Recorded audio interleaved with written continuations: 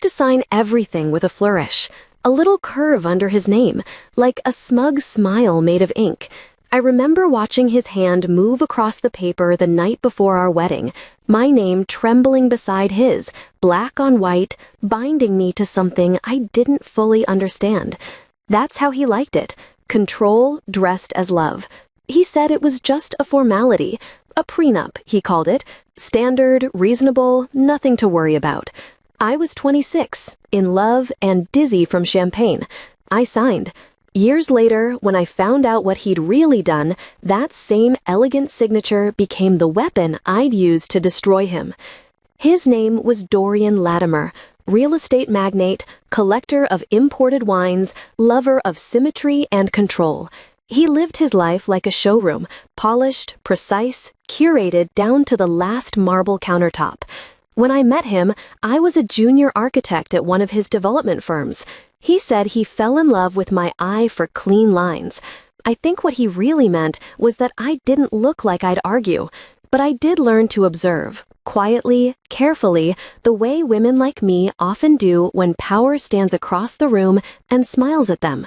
My name is Celine Ardent, and for 6 years, I was Mrs. Latimer, at least on paper. In reality, I was another one of his possessions. Marriage to Dorian was like living inside glass. Everything looked perfect from the outside, but every sound echoed too loud. He tracked the way I spent, the way I dressed, even the way I spoke in public. He once told me, "We represent an image, Celine. Don't cheapen it with emotion." So I didn't. I learned restraint. I learned silence. But silence has an interesting side effect. It sharpens your hearing. By year 5, I could hear every lie humming beneath his charm.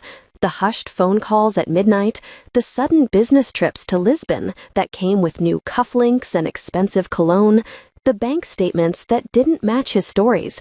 I started keeping copies, quietly, meticulously, because I didn't trust him, and because I didn't trust myself not to need evidence someday. That prenup he made me sign, it came back to haunt me after our 5th anniversary. My mother had just died, leaving me a small inheritance, nothing compared to his empire, but mine nonetheless. When I mentioned investing it, Dorian smiled that lawyer's smile of his. "Oh, sweetheart," he said, "that wouldn't be wise. It's better if I manage it. Under the prenup, everything we earn during the marriage belongs to me anyway." That sentence lodged itself in my chest like a splinter. "Everything we earn?" I repeated. He nodded, patient and patronizing. "Of course. You agreed to that when you signed." He poured another glass of wine before I could respond. I excused myself, went upstairs, and retrieved the prenup from our safe. The first page looked familiar enough, our names, our signatures, but as I kept reading, the language shifted, full of clauses that didn't sound like anything I'd ever heard in legal English. Words like exclusive ownership, irrevocable entitlement, and post-marital forfeiture. I didn't understand all of it, but I understood enough. He'd written the document himself. And worse, the lawyer's name printed at the bottom wasn't real, a ghost firm, a forged witness. He'd married me with a counterfeit contract, and I had signed it. For days, I walked around the house like a sleepwalker, eating, smiling, playing my role while my mind replayed that night before the wedding, how he'd brought the papers to my suite, already folded to the signature page, how he'd said, "Don't bother reading, it's standard," how I'd laughed and signed without question. He didn't just deceive me, he orchestrated my compliance. That's when the humiliation turned into something colder, cleaner. Revenge, I've learned, doesn't grow from rage, it grows from clarity. I spent months studying every detail of Dorian's empire. He loved his properties, luxury villas, penthouses, sprawling estates under a web of shell companies. Most of them were owned through digital asset platforms, protected by multi-factor authentication and a digital signature key, one he kept on a small encrypted drive in his study. I'd watched him use it hundreds of times. He never noticed me watching. He'd insert the drive, type in his password, verify his thumbprint, click, sign, and send. Flawless, elegant. So I learned. It started as curiosity, ended as mastery. When he left for another of his Lisbon trips, I entered his study. I already knew the code, his mother's birthday, the only sentimental thing about him. Inside the drawer, wrapped in a velvet pouch, was the key. Silver, smooth, unassuming. I held it in my palm and thought, this is the line between his world and mine. Then I plugged it in. Over the next few weeks, I built my forgery, a document identical in tone and formatting to the original prenup, but far more elegant. It transferred ownership of all jointly managed assets, meaning everything he'd ever boasted about, into a trust under my name. Legally, it was airtight. Digitally, it was perfect. The real artistry, though, was in the signature. I didn't trace it. I didn't need to. The software would do that for me, once I had his signature key. The first time I clicked apply Dorian Latimer's digital signature, my hands trembled. The machine didn't. It took 5 seconds. 5 seconds to reverse 6 years of subjugation. When he returned from Lisbon, sunburned and smug, he kissed my cheek as if nothing had shifted. He poured himself a drink, scrolled through his tablet, and said, "By the way, I'm putting this Sorrento estate under my holding company this week, just to streamline taxes." "Sounds smart," I said, smiling. The next morning, I finalized the transfer deed, my forgery masked beneath layers of authenticity. Every verification code, every timestamp, every signature belonged to him. By the time he realized something was wrong, the properties had already been legally reclassified under the Ardent Trust, my trust. The moment of discovery came 2 months later. He was on a call with his financial advisor when his voice rose, something I'd never heard before. "Check again," he shouted. "The trust is under my wife's name. That can't be right." I was in the kitchen, making coffee. When he hung up, he stormed in, eyes sharp with disbelief. "What did you do?" I sipped my coffee. "What do you mean?" He slammed the tablet on the counter. The screen showed the title deed, my name.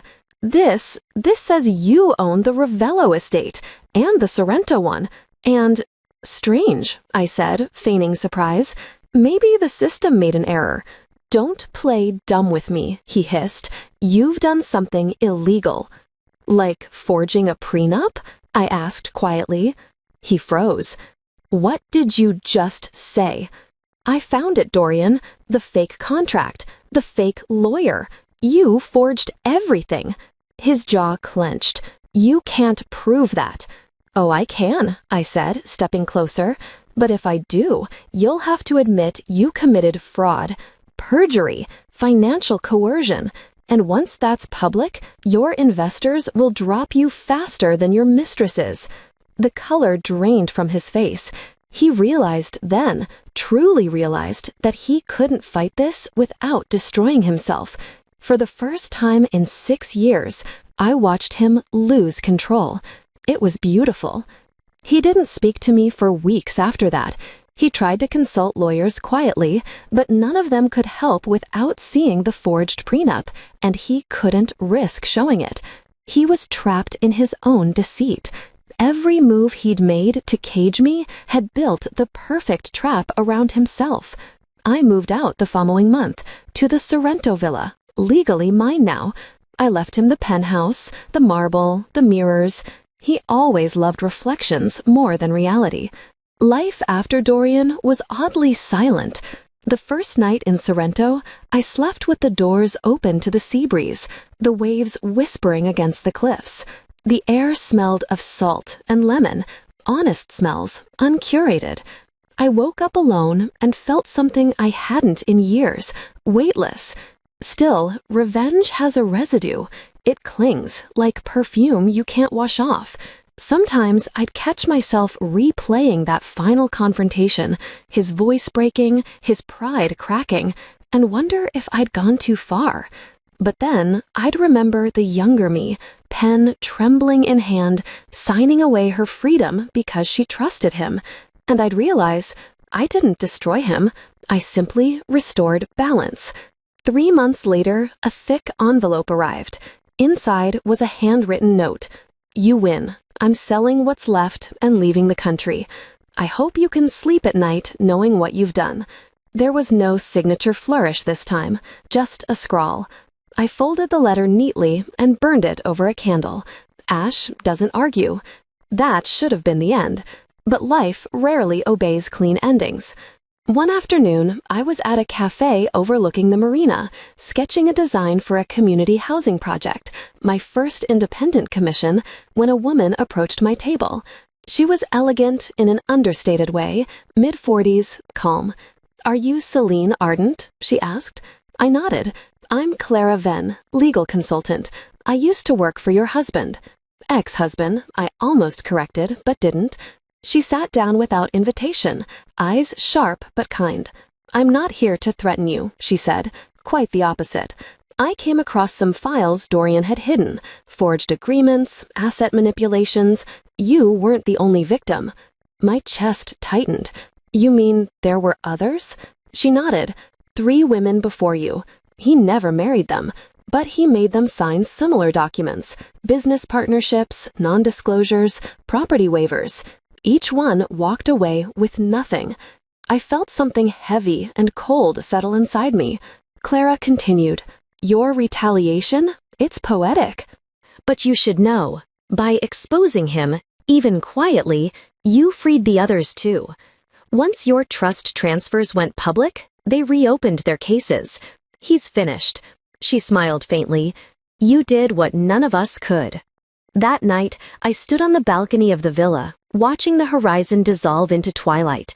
The sea was calm, vast, forgiving. I thought of those women, of the signatures they'd written in trust and regret, of the invisible ink of silence that binds so many of us until we decide it won't anymore. Revenge hadn't saved me, but it had unwritten me from his story, his control, his deceit. And in doing so, it had written something new. Weeks later, I met Clara again. We started working together, quietly reclaiming what women like us had lost to men like him. We didn't call it revenge. We called it reclamation.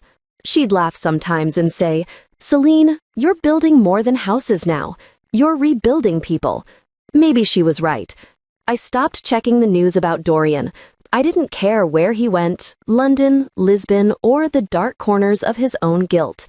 What mattered was that my signature now meant something different. Ownership, not obedience. It's strange how something as small as a name written on paper can determine the shape of your life. How ink can both imprison and liberate. The night before the Sorrento project's launch, I sat alone with the contract. The pen felt heavier than I remembered. When I signed Celine Ardent, my hand didn't shake. And this time, the flourish at the end was mine. You've just stepped into her revenge side, where every wound finds its justice, and every silence ends with truth. If her story struck a chord, make sure to like, share, and subscribe. Your support keeps these stories alive. Another secret waits in the next video. See how her revenge begins.